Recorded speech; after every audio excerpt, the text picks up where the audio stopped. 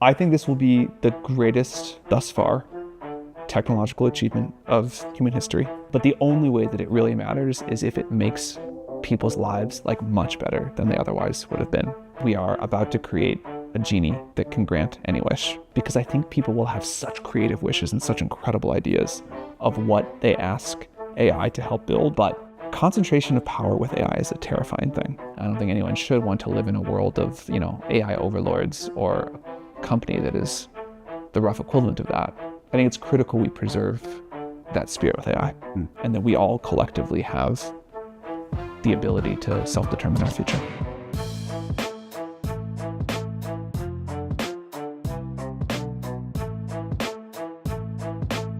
So Sam, you wrote a post that I thought was very simple and really interesting and a good place to start, which rounded to the last year's been really tough, and that's somewhat my fault, and the next year is going to be maybe our best 12 months. Yeah. I'd love you to reflect on both, maybe starting with why you said the first part and why you believe the second part. On the first part, I think we're doing too many things. We're not focused enough, and they're actually all good things to do, but the trick is we're in this unbelievable moment in history where you can only do the very few great things.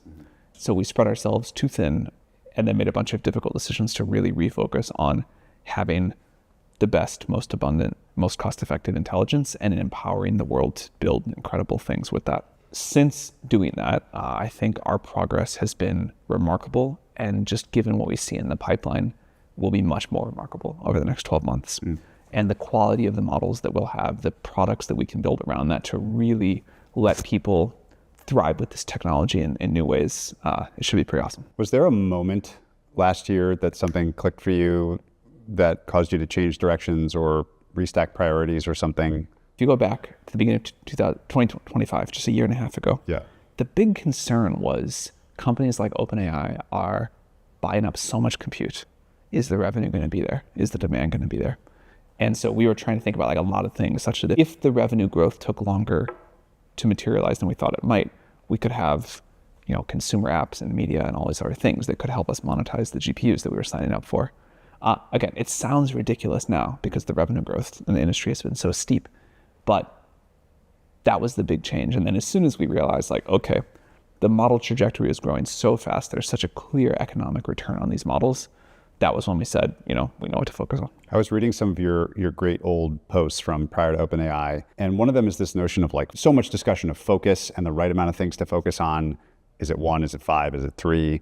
How do you calibrate that in a business like this, especially in this period where you've said you needed to refocus? Fundamentally, our business is to sell AI that people will build incredible products and services for each other with. The components that I think of as going into that are, we have to train great models that work in all the ways people want to use them. So great at coding, great at other kinds of knowledge work, great at doing science, where the real economic value is. We have to produce or partner with these chips and systems, these hugely expensive racks that can do the AI computation.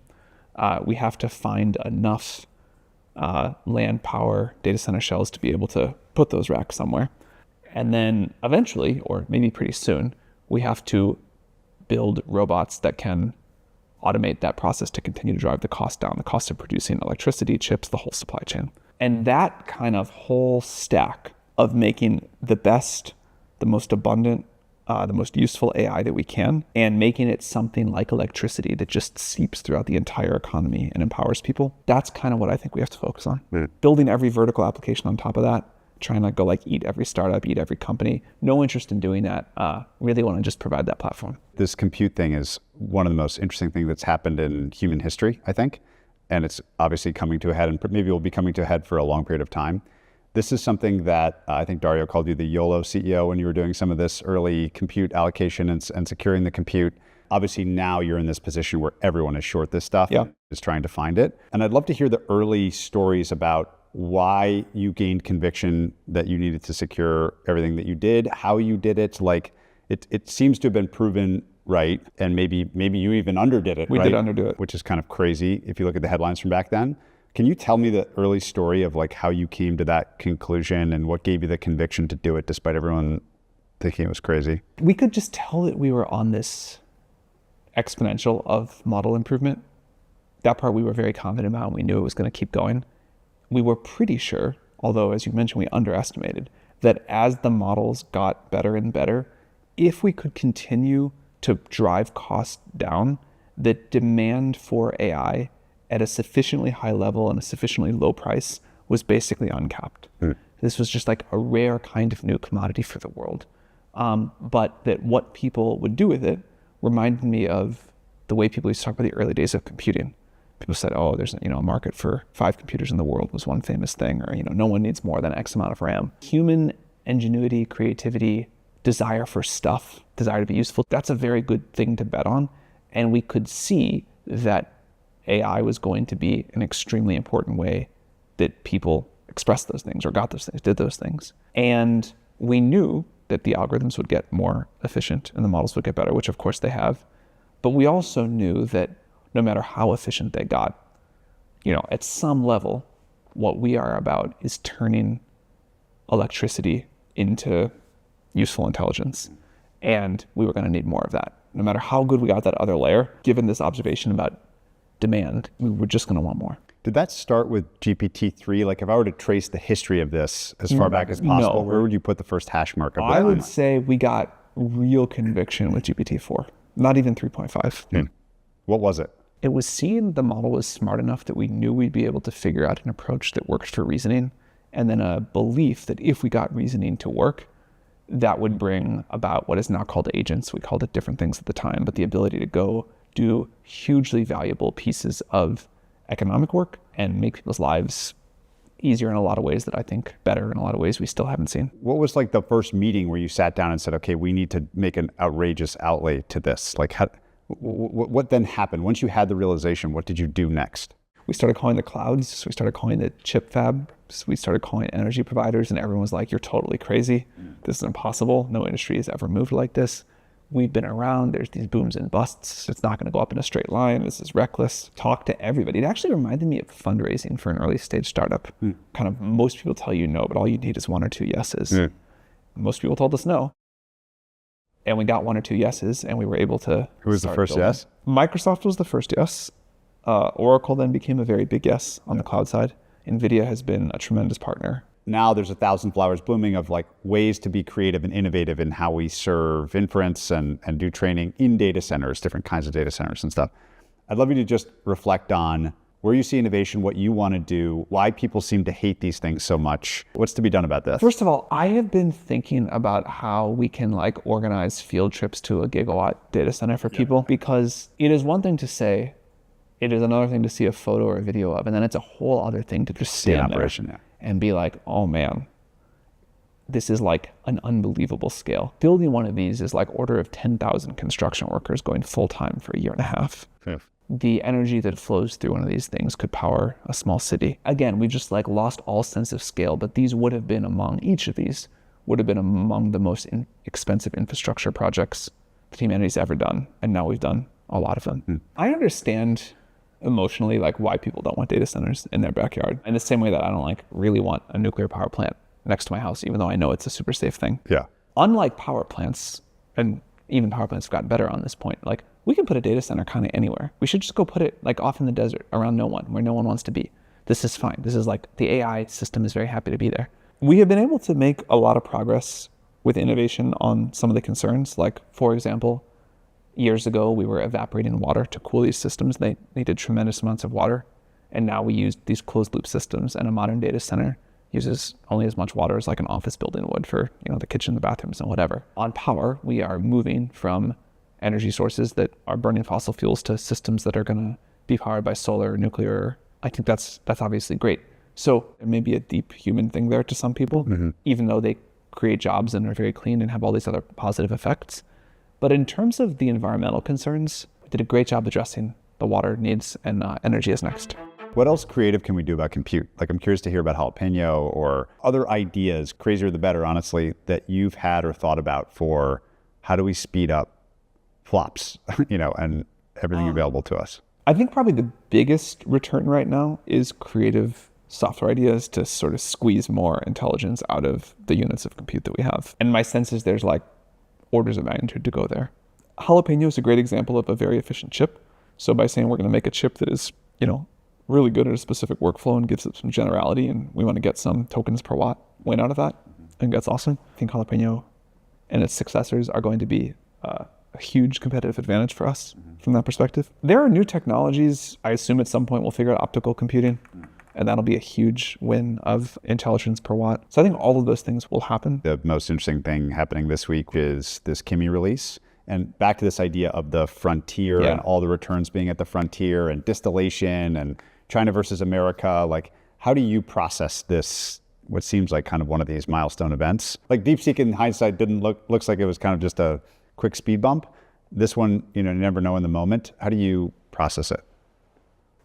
Our goal is to offer at every point along the Pareto optimal frontier, the best option for intelligence and price. And that includes open source. You get a better deal today, at least at a particular latency, using OpenAI's models than Kimi. We distill our own models. That's how we make smaller, cheaper models. I think that's a very good thing to do. And there will be clearly an important place for open source models in the world, and people that will want their own weights for all sorts of reasons, the ability to modify those. But our goal is the best intelligence price trade-off everywhere on the curve, and we'll continue to do that. What do you think or hope will happen in the American system, and what could block that future? Like, what legislation would worry you? What regulation would worry you? Seems like you've been pretty proactive in showing up in DC. I haven't thought deeply about the distillation issue. It's clearly a top of mind issue now for a lot of people all of a sudden. Yeah. But I have always assumed that there are going to be great cheap models in the world, and we better be the greatest and the cheapest. And other people are going to do what they're going to do, but I think we can just really win at our own game here. Now the Kimi example is interesting because, like you said, you're cheaper on parts of the curve. But the previous story had been, if I can you spend all the money to train the models, and then I just distill it and offer it for 1/100th the cost. How can you make enough money to keep training? We will have so much usage of our models that we do not need to be a gigantically high margin business to be able to afford model training. So much of our future compute plans will be used to sell inference to customers that even if we can enjoy a modest margin on trillions of dollars of revenue, we can go afford to train some giant models. So the ratio of inference to training is the thing that... Training these models is incredibly expensive. That is for sure. And I totally get why people get nervous to think that someone is, cheating by distilling from us. The amount of our future compute, the size of the revenue bucket that is going to come from serving these models to customers, I feel very good about our ability to kind of have the real flywheel there. I'm somewhat surprised by how chill you are about this. I would rather people not distill from us, for sure. Yeah, Maybe I'm feeling too confident right now about our progress and what's the models that are coming. But this is not in my top 10 list of worries. What is in your top 10 list of worries? Well, we had a kind of extremely sci-fi cyber incident. The Hugging Face thing? Yeah. So we were evaluating one of our unreleased models, and it was supposed to be working in a sandbox, and it figured out that it could basically cheat on the test by chaining together multiple zero-day exploits to break out of the sandbox, get access to the internet, and then break through multiple systems on the Hugging Face side to kind of get the answer to the test and look really good on the eval. This is the first sort of security incident that I have felt very viscerally.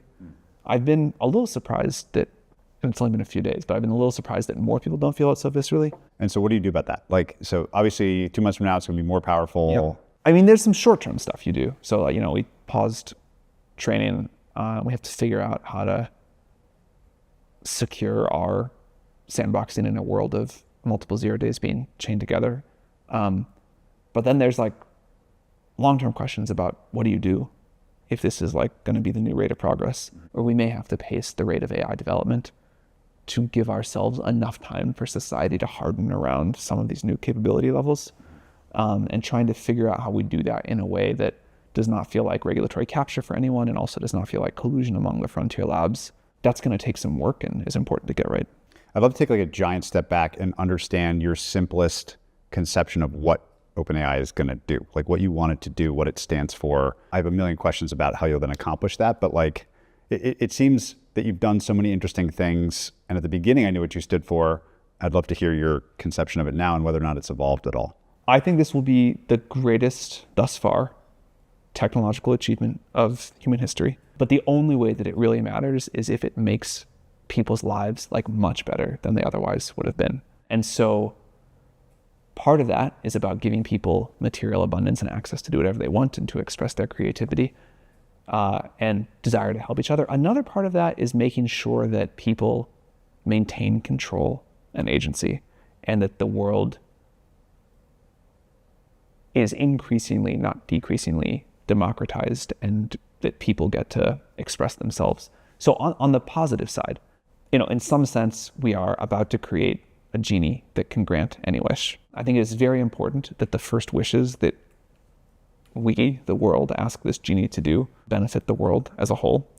And then I also think it's important that people of the world understand just how creative they're going to be able to be with these wishes. I'm actually not a jobs doomer at all. I think there were going to be tons of jobs. I think we'll be busier than we want, not the opposite of that, because I think people will have such creative wishes and such incredible ideas of what they ask AI to help build, and we will all benefit from not just the obvious things like curing diseases, but I don't know, the world's best entertainment ideas we just can't even dream of sitting here now. So I want to put that in everyone's hands, which gets to one of the things that we stand against. Concentration of power with AI is a terrifying thing.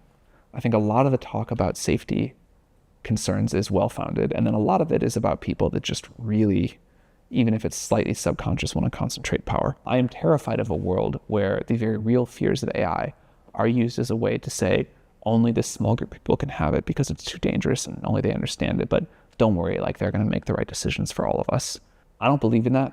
I don't think anyone should want to live in a world of, AI overlords or a company that is the rough equivalent of that, where someone is making decisions for all of the future, and in exchange for a cure for cancer, which obviously is a wonderful thing, we kind of collectively cede all agency. So I think it's very important that we not fall into this trap of, in the well-meaning or not spirit of AI safety and fears, understandable fears around that, we get away from a world where we all get to use this technology. I was like a child of the internet.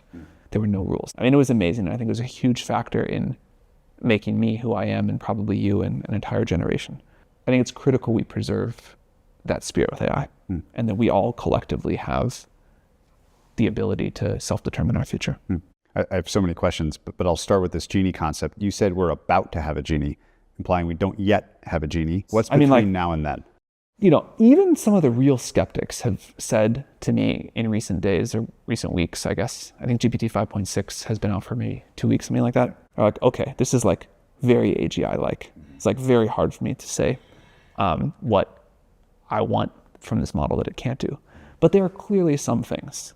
You can't yet go say like cure cancer and get cancer cured. You can't yet say go do this complicated physical thing in the robot. The model also, although brilliant, is still not learning continuously as it goes.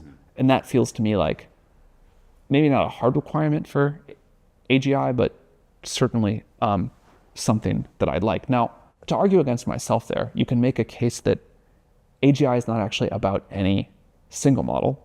It's the model, it's the machinery that makes the models. And from model to model, we actually are learning new things. We're figuring out new science. That stuff is working amazingly well. So I have a lot of sympathy to people who say, like, we're there. We have the genie. It can do these amazing things. It can do superhuman things. For the thing that, to me, feels like, real AGI, I think very close, like not that much longer. I am so obsessed and fascinated with the economic story of the returns to being on the frontier, which you are. And I'm so curious, like if you had shown 5.6 to yourself and your team in 2019, if that team probably would have said like, oh yeah, it's definitely AGI. I think they would have. Like this goalpost moving thing is a real thing. But it does seem that, I'm curious if you agree, that effectively all the returns have been at the frontier. Totally. And so everything is about staying at the frontier. And I'm curious like what the hardest, scarcest part of that is. If I think about compute, research talent, data. It's moved around a lot. Yeah. Like there have been times where there was a time not that long ago where all the compute in the world wouldn't have helped you because we were like missing the research idea. Now, part of why this is hard is that you do better research with more compute, you can try more things. An amazing statistic I heard recently is our biggest de-risks now for our upcoming runs are as big as like the entire compute run from 18 months ago or something. So compute and research ideas are not as separate as they sound, but there was clearly a time 7 years ago, 8 years ago, whatever, where we were way more blocked on research ideas than compute. Then there was a time when we knew what to do and we just had to scale up. We were only bottlenecked on compute. Then we ran out of data and we were bottlenecked on data and we had to figure out what to do there. Now again, I would say we are still bottlenecked on compute, but the last 6 months or whatever have been a real triumph of a time for research ideas again. So, there's like always a bottleneck, but the bottleneck moves around. And why do you think that is? The research idea thing is especially interesting to me because of this automated research thing that seems to be looming, RSI, whatever you want to call it, where I talked to an incredible kernels engineer recently, which everyone also seems blocked on. And he himself said there's like 2 years left of kernels engineering. Maybe one. Yeah, like it's not going to be a thing. Yeah. And so you simultaneously have this weird thing, whether it's kernels or overall research, where the researchers are like the most important, they got us here, they're like the most important people in the world. And those same people are themselves worried that they won't be relevant like very soon. I suspect it's not actually going to go that way in practice. Okay. I suspect that like a year ago, people said software engineers are cooked, it's done, it's over. That didn't happen. What did happen though is the nature of a software engineer, the expectations of a software engineer, how much they would do, changed quite a lot. And you don't really write code in the traditional sense, but you do something that is very recognizably software engineering. Now, people will argue about whether this is the same thing or a different thing than when we stopped like punching holes in cards. I actually don't know how that worked, but somehow the holes got in the cards. We're just again operating at a higher level, or this is like a phase shift. I don't know, but the idea of getting a computer to do what you want, like that is still an important job. And for researchers, I suspect that although the current workflow of a researcher is going to very much be automated, there will be new things in the spirit of research in the same way that there's new things in the spirit of software engineering, even though we don't write code, that will still matter. It seems like you've shifted your opinion on AI's impact on jobs in general, and I'm sure in specific categories like that. Describe that change and your current view. You mentioned if we could go back to 2019. If we could go back to 2019 and show people our latest model, not only would they say that it's AGI, they would say that the economy would have had it completely upended. Yeah. Completely, yes. And that has not happened. And I think just from a kind of like intellectual humility point, anytime you're that wrong and that confident, which I think we were as a field, you have to update. And there's a bunch of takeaways. One, like a boring one, is that AI is just very jagged. It's like superhuman genius in some ways, like dumb toddler in others. And people have, so far, extremely complementary skills to AI. And so another is that people have a great degree of trust and enjoyment in working with other people. And you can go hire an AI consultant right now, or talk to an AI sales rep right now, or hire an AI engineer or whatever. Somehow most people seem to still really prefer interacting with a human. And I definitely would like much rather engage with a person than engage with an AI for almost everything. I also think that human values have value because they're human. And as society evolves and as the potential space in front of us becomes so enormous, we are deeply hardwired to care about people. We're going to care about what people care about.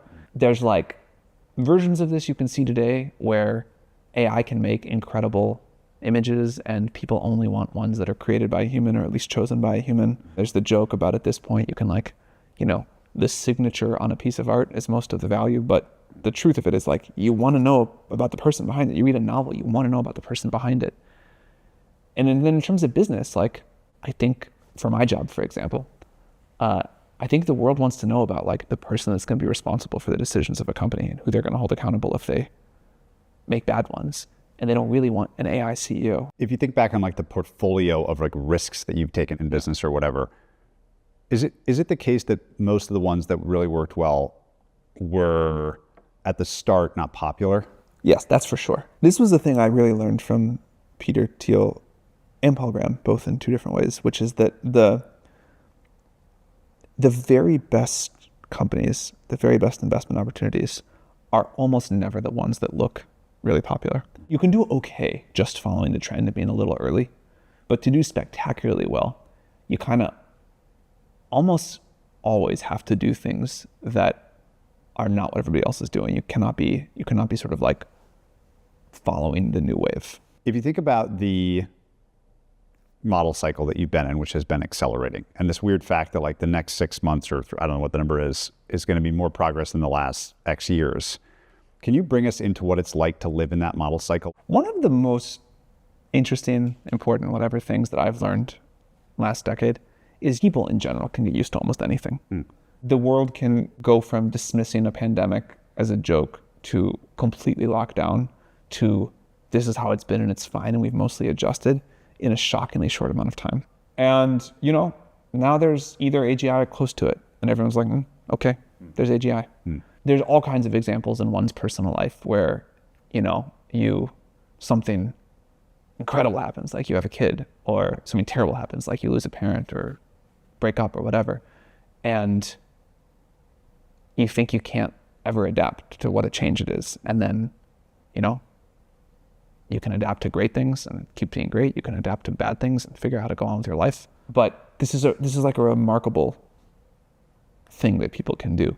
And so living through this feels like another version of that, which is, you know, I thought it was going to be weirder to live through the singularity than it turns out to be. It's not any less exciting to watch the models keep getting better. And the first thing I do every morning is like look at the model training progress.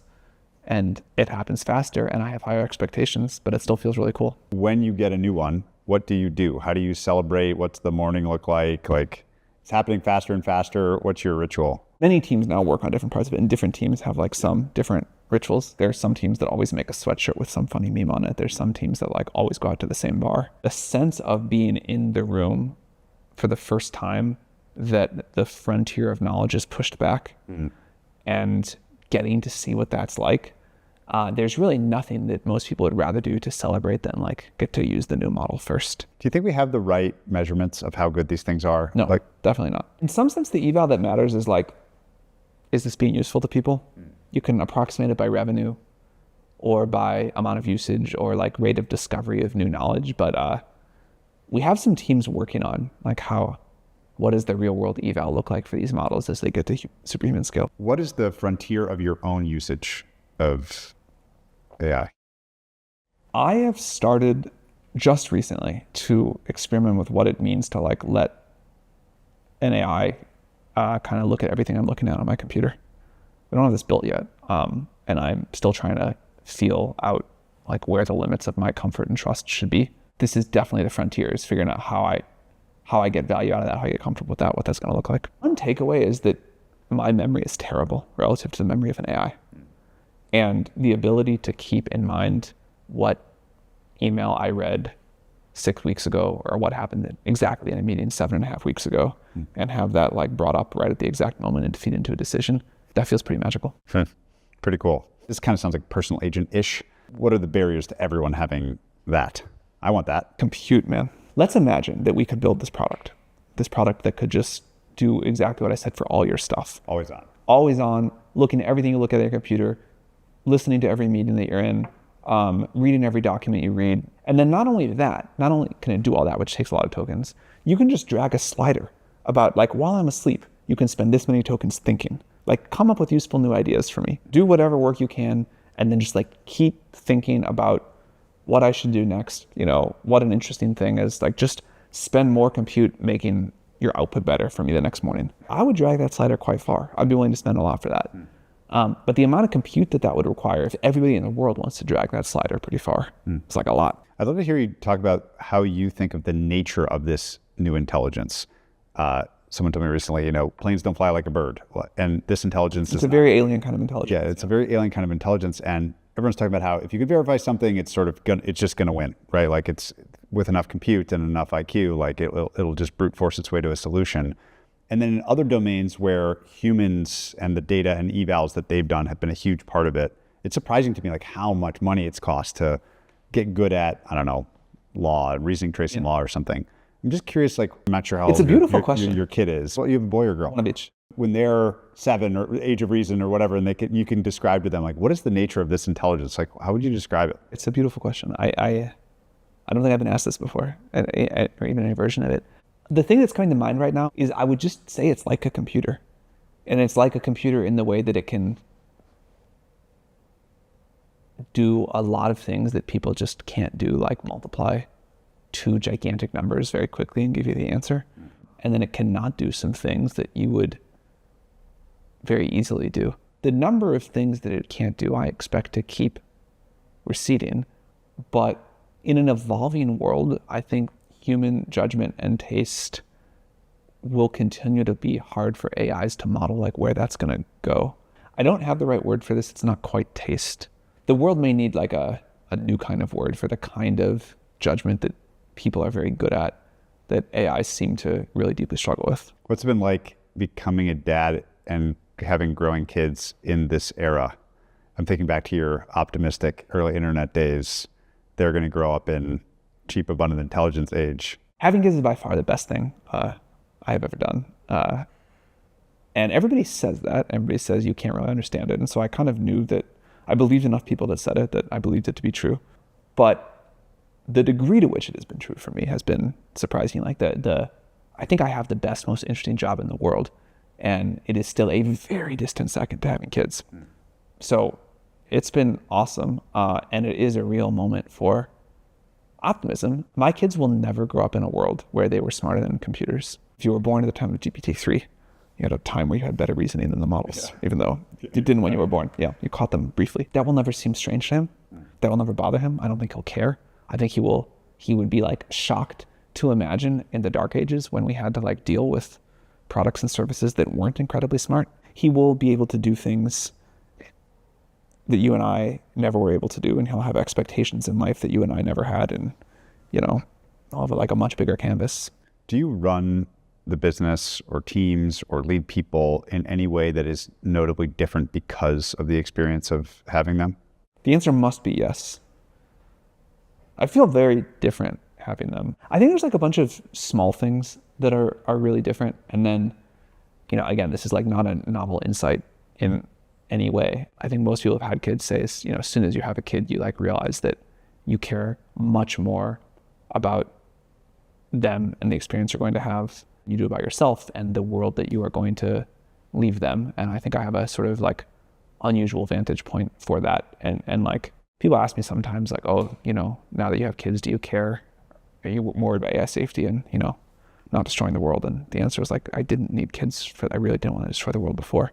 But do I think more about the role of like human agency and what it means to have a fulfilling life? Definitely much more. For what we're building, and also like the people I work with, I want them to have it too. You obviously have extraordinary empathy for your kids, but the degree to which that kind of extends to all kids, and then maybe to all parents, and to maybe then to everybody, like that's been a surprise to me too. In one of the posts, I think it was the one that's things you wish you knew earlier or something, is about incentives. Set them very, very carefully. Yeah. It's always been one of the most puzzling and interesting things about you that you don't have equity exposure to this company. How should the world think about your incentives? I don't know what I can say beyond like, I have a front row seat to the most exciting moment of human history. And like, that is worth more to me than any amount of money. I get to have an extremely interesting life and work with extraordinary people on something that I deeply care about. But somehow that doesn't count. Like that doesn't do it for people no, or something? It does not. I'm curious how you think about robotics. Like you mentioned earlier, at some point, if we had automated labor in the same way we're going to have automated intelligence, things might get even crazier. The labor market's much bigger than the white collar market. If we don't have it, then things get really crazy. If the role for people in the world is to be like the actuators of AI in the cloud, very bad.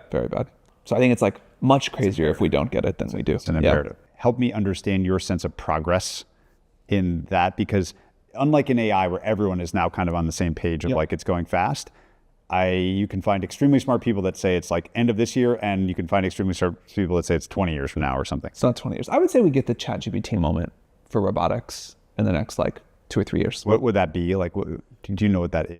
Something where most people have like a real wow, not like I saw this video of a robot dog doing something crazy, but I was somehow able to convince myself that a really important thing happened. One of the things about the ChatGPT moment was that you could just go use it. Yeah. Like you didn't have to like believe someone who said AI is coming soon. You could just go try it. Yeah. And if you can go like, type in a command and a robot can do something crazy and you can like watch it, even if you're not physically there, I think that would have the same kind of like, whoa, it just did this thing. Wasn't ChatGPT like not this monolithic goal, but sort of like a side experiment that you decided to release? Can you tell that story may be instructive for something similar happening in robotics? Everyone seems to want to fold laundry, but maybe it's something very different. When we launched GPT-3, we're trying to make money, trying to get people to use this API. Yeah. And the only commercial use case that was really working, the model was just so dumb. Like if you went back and used it, you'd be astonished. The only commercial use case that was working was copywriting. So you pay like some marketing firm $20 and they paid us 20 cents for the AI to like write you a landing page or whatever. But in addition to that one commercial use case, developers were using this thing we called the playground, which was like a testing interface to chat with the model. And it was really hard to do because we had not tuned the model to be good to chat with. So you had to like give it a few examples of what it means to chat and then do it. But people really liked it. And I had learned this great lesson from YC is if you notice your users doing something, like go down that path. And so we decided that we would build a good chatbot since that's what people were doing. And we started working on that and we finished GPT-4 and we started using that internally. We're like, this is a big deal. And we kind of thought that, all right, this is going to be a real update to the world about AI. And there's a bunch of hard questions here about, is this going to create a bunch of fake news? Is this going to say really offensive things and we're going to get in trouble? So we decided we would start with a weaker version. The chat interface and GPT-4 at the same time seemed like a lot. So we would roll out the chat interface and GPT 3.5. Mm-hmm. In fact, it was originally going to be called Chat with GPT 3.5. And we didn't plan it to be a product. Didn't think it'd be a huge hit, but did think it would get people in the world to like catch up with this and realize something was going on. And we mercifully renamed it ChatGPT a few hours before launch and put it out as like a research preview. Mm. And the thought was we'd put it out as a research preview and then a few months later we would launch a product with GPT-4. And for whatever reason, that model was over the threshold where even though we had gotten used to it internally, people said, okay, this is awesome. There maybe wasn't that much utility yet, but it was an incredible moment for people to feel AI progress and use something that they enjoyed using. And then by the time we put GPT-4, something they really got benefit out of using too. Vanta automates security and compliance for over 16,000 fast-moving companies like Ramp, Cursor, and Harvey, keeping them audit-ready around the clock. It's the #1 agentic trust platform, and it now helps companies like yours watch for the risks that show up between audits, across your vendors, your AI tools, and your whole environment. Every new tool your team signs up for, every vendor that turns on AI features is an opportunity for something to go wrong, and most security programs weren't built for AI's pace of growth. The Vanta agent works like a 24/7 GRC engineer in the background, finding issues, drafting fixes for you, and cutting vendor assessment time by up to 50%. Whether you're a fast-growing startup or a global enterprise, Vanta helps you earn and prove trust. Invest Like the Best listeners get a special offer for $1,000 off at vanta.com/invest. Ridgeline is the first end-to-end system of record with embedded AI for investment management firms, running portfolio accounting, reconciliation, reporting, trading, and compliance on one unified platform. Firms are moving off legacy technology and onto Ridgeline because of how far ahead Ridgeline's AI features are compared to anything else in investment management software. I've been hearing from a lot of investment managers about AI, and they fall roughly into two camps, with some unsure of where to even start, and others convinced they can build their own order management system over a weekend. The reality is that running an investment firm will always require governance, controls, and a single source of truth for your data, and no amount of AI enthusiasm changes that requirement. Ridgeline is built on exactly that foundation, which is why I believe that firms that come out ahead in the AI era will be the ones running on Ridgeline's unified platform. If you're serious about your firm's AI strategy, Ridgeline should be part of that conversation. You can request a demo at ridgeline.ai.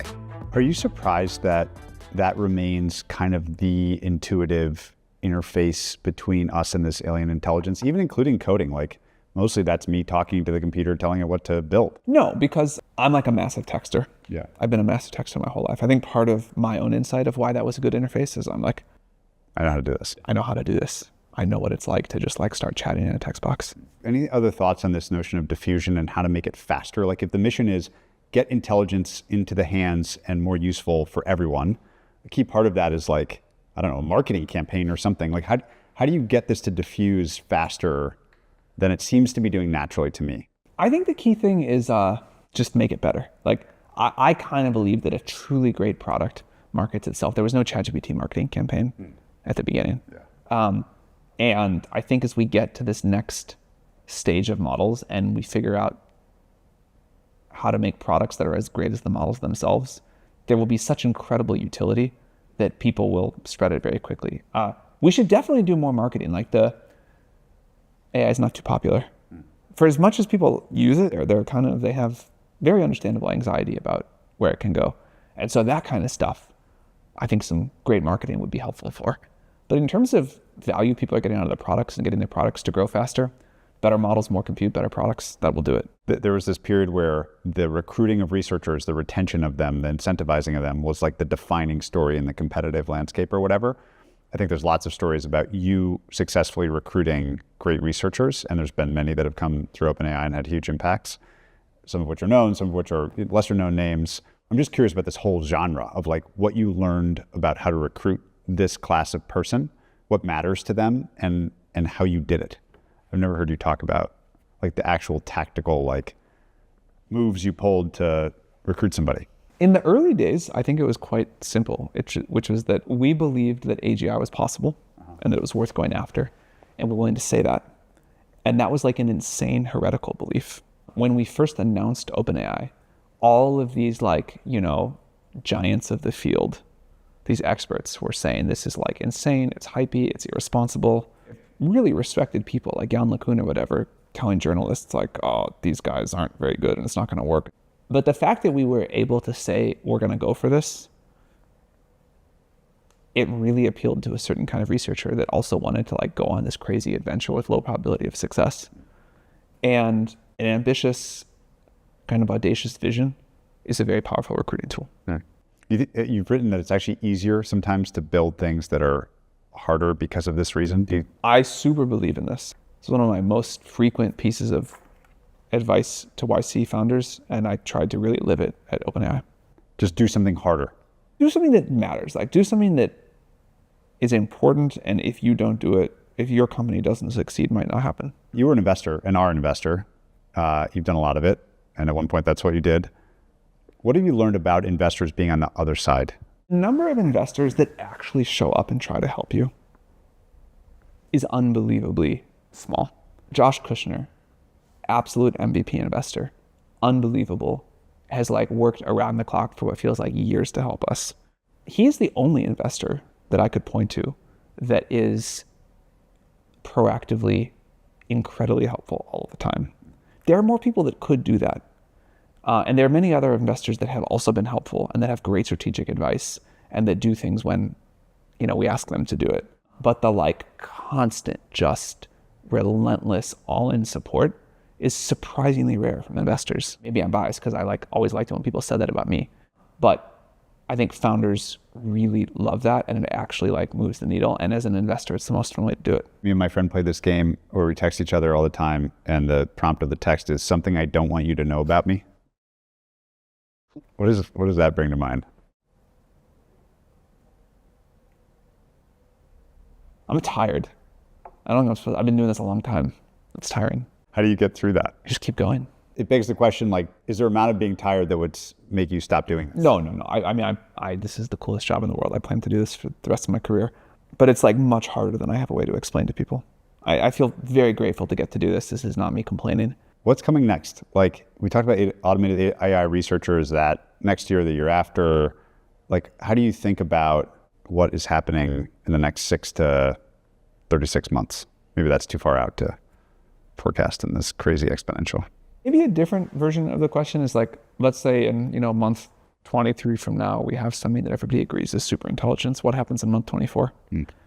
And my answer would be not very much. The kind of like cult worship of the machine god states those people believe that like more is going to happen quickly than is going to happen. Eventually a lot will happen, but eventually a lot was going to happen anyway. Like the rate of human progress and, you know, how different each decade is going to be and how much each decade is more different than the decade from before. That's been happening for a long time. Obviously ups and downs, but directionally. And I think the right way to think about this, everybody wants to be the hero of the story. Everybody wants to feel like they were there for the moment of the machine god and they played some crazy role. But, you know, this is another step. And it was hard to imagine 50 years ago. And the step 50 years from now is hard to imagine from today. And I think the right mental framework is just the zoom way out. And it's a pretty smooth exponential. Tell me a little bit about the experience of watching Codex take off and how much that is tied to what I would describe as like a competitive advantage of distribution that you built through chat. And this is a gateway into a question about like moats in general in AI, like what you think will drive real competitive advantage in the business over time. I think Codex mostly is winning because it's the best product and the best model. We do get some advantage from ChatGPT bundling, but very, very tiny. That is mostly not what it's been about. It has made me reflect a lot on this question of competitive advantage because, you know, like brilliant intelligence can migrate from any product to any other product. And network effects still have a competitive advantage. Economic scale and the ability to like make the cheapest compute fleets, whatever, still have a competitive advantage. But the product advantage, like if we could get people to move over to Codex and someone builds something better, they can get people to move from Codex. So it has made me reflect on that a lot. There's a really interesting question about whether this is going in the direction of a commodity. Like, is intelligence going to be a pure fungible commodity like rate of the whale or something? Intelligence itself, I would say yes. So what is not going to be? Compute fleet, you know, like the scale of the compute fleet, the ability to make more compute, I think that's like a very durable advantage. Even if the product itself is not, because, you know, Codex can write any piece of software you want. The workflows, the integrations, the sort of like complex processes, the ability for teams to collaborate together, that stuff is all pretty powerful. Even like brand preference and familiarity is pretty powerful. How excited are you about obviously you've done interesting stuff in hardware that I'm sure you'll announce later this year. How does that experiment feel and align with this sort of consumer distribution that you have? One of the reasons I'm interested in new hardware is we were talking earlier about how a very powerful thing with AI is that it can be always on and proactive and just understand all your context. But current hardware is not good for that. Like we are working inside of a hardware paradigm that is 50 years old, something like that. And computers are amazing. Keyboard and mice monitor is an amazing thing. But like we have to shape AI into that. And I'm excited to think about, I would love AI to be able to reference this conversation, but not so much that I'm willing to like crack my laptop open, put it here and have it like looking at you and listening to us while it's going. But I would like a piece of hardware that socially was acceptable to do that and also felt like it was designed for that kind of a thing. As you think about the open questions, what debates in your own head with your friends, with people that your colleagues hear, what are the most interesting open debates or open questions that you don't feel certain about but feel important? One that I don't think gets much attention is how are we going to avoid cognitive atrophy? How are we going to use these tools and make sure that we are like stretching our brains more and more and continuing to understand the stuff that really matters? There's lots of versions of this that don't. Like I remember when I was in school, I had this professor tell me like, you've got to understand compilers. If you don't, you will never be able to be a good programmer. Somehow that wasn't quite right. But understanding at a reasonable level, like how the major components of a computer system work has been important to me. Forced to imagine a scenario where we are somehow oversupplied in compute in 2 years' time. What would be that story? It does feel possible. If the models get so smart and so efficient that they can kind of do everything we need and, you know, build every piece of software we want, and if the bounds of our attention are such that like they just cannot absorb more than what it turns out a fairly limited amount of compute can do, then we can get into oversupply. Also, if we don't drive the cost curve down because we hit some sort of scaling wall, we could also get into oversupply. Like the observation about uncapped demand implies a certain price. Can you give your point of view on scaling laws today? Looking great. Just looking good. In some sense, scaling laws are like the most hated prediction of all time. Everybody always wants to say, gonna run out, can't be like this, and yet it keeps going. Who are your favorite unsung heroes in this company's story? First person that came to mind is Alec Radford. Alec Radford is probably the most important, not very well-known researcher in the whole history of the field, and also just a wonderful, like, top tier human being. He did the work that really became the GPT series, among many other important things. But he also is someone who inspired, guided, nudged people in many other directions that turned out to be super important. And the thing that I think is cool about him is if you talk to people that worked with him, they will of course say, you know, generational genius, brilliant, innovative thinker, just so deep in his understanding and his work. But everybody will tell you before they finish their statement that just like one of the nicest, most positive, best people they've ever interacted with. I love formative moments. And so as we wind up here, I'm curious to ask about one of each. If you think about the whole OpenAI experience, what moment or chapter or whatever are you most proud of? Start with the other one, which is what was like the most instructive thing that maybe you got wrong or did wrong or what have you, and what was it like to learn from it?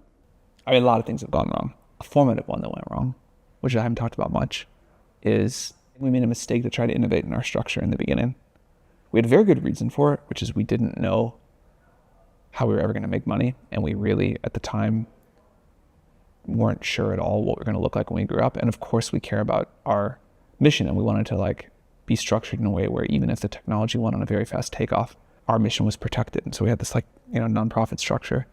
But I definitely learned something about why people don't do that much. We would have saved ourselves a great deal of pain in many ways if we had not tried to innovate on our structure and found some other way to preserve the central importance of the mission. Maybe there was no other way. Maybe there was, for what we were doing and kind of the importance of it, there was nothing other than an exotic structure we could have come up with. I really learned over the last decade a big lesson about why people don't usually do that. Is there anything else formative of your life that like makes you that we didn't talk about? This is like the question that's always like the most interesting to me. Becoming relatively immune to people having strong opinions about me that I think I developed later in life as like realizing that, man, just if you're going to be at the center of like this crazy revolution, everybody's going to project a lot of stuff onto you, and you got to just quickly learn to make peace about that. I think there were also things I learned later in life about like how to be very calm and not anxious really about stuff. In terms of what drives me and what I care about and kind of like how I want to live my life, on the whole, I felt like, you know, for whatever reason, the like 10-year-old version of me was pretty like fully formed. I think I just like kind of came out this way. How about the thing you're proud of looking back on? I'm most proud of how many times we were right when the rest of the world was wrong in an important way that put the world on a trajectory now that I'm very proud to have played a role in. That feels awesome. And then also like for all the crap that's happened, like the spiritual growth or whatever you want to call it that I've gotten to have of like learning just incredible resilience and what that does for like making me happy in the rest of my life. Yeah, very grateful for that. When I do these, I ask everyone the same traditional closing question. What is the kindest thing that anyone's ever done for you? I feel incredibly lucky about how many people have gone way out of their way to be very kind to me throughout my entire life. As I'm thinking of this, there's just this like montage of moments from life where people have been unbelievably nice to me. Yesterday, my kid shared his blueberries with me for the first time. That was very sweet. Good moment.